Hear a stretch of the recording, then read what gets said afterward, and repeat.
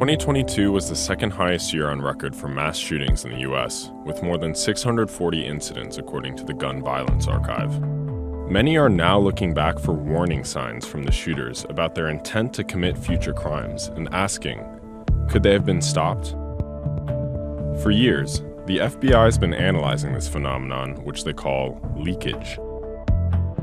Leakage is anything that someone relays, whether consciously or unconsciously, that kind of indicates that they are having troubles, they're troubled, they might want to commit a violent act against themselves or others, whether that's suicide or whether that's something as extreme as a mass shooting. One dataset shows that more than half of active shooters shared their intent to commit violence in some way.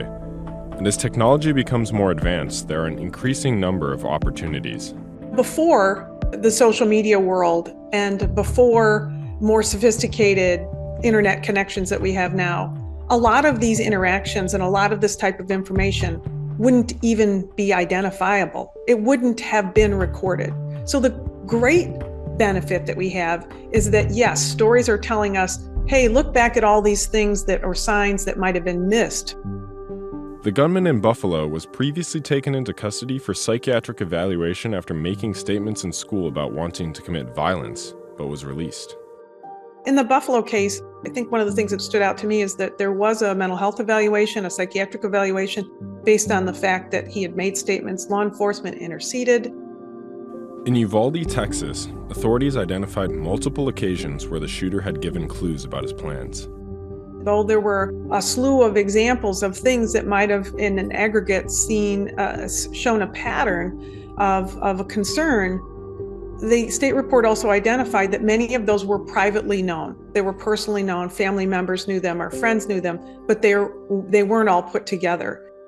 A judge in Colorado Springs warned that one man's situation would likely get worse if he didn't receive mental health treatment after he was arrested for an attempted kidnapping and bomb threats. I think whether you look at a handful of situations that just occurred in the past year, Colorado, Club Q is a good example. The situation in Chesapeake, the situation up in Highland Park. You have parents who have some interaction with law enforcement because their family member is acting violently. Last year, President Biden signed a new bill into law that aimed to prevent possibly dangerous people from accessing guns and boosting spending for mental health.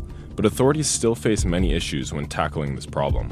In those cases, friends and family members, intimate partners and spouses, although they are the first to know whether or not somebody is a higher concern, they're the least likely to respond and to report them. Of course, it's a protective measure, right? But if I said to you as a parent, 30 to 40% of these shooters want to kill themselves as well as other people. And by reporting the concern about your child or your husband, you could save their life or the life of those around you. You might react differently. Hi, everyone. George Stephanopoulos here. Thanks for checking out the ABC News YouTube channel. If you'd like to get more videos, show highlights, and watch live event coverage, click on the right over here to subscribe to our channel. And don't forget to download the ABC News app for breaking news alerts. Thanks for watching.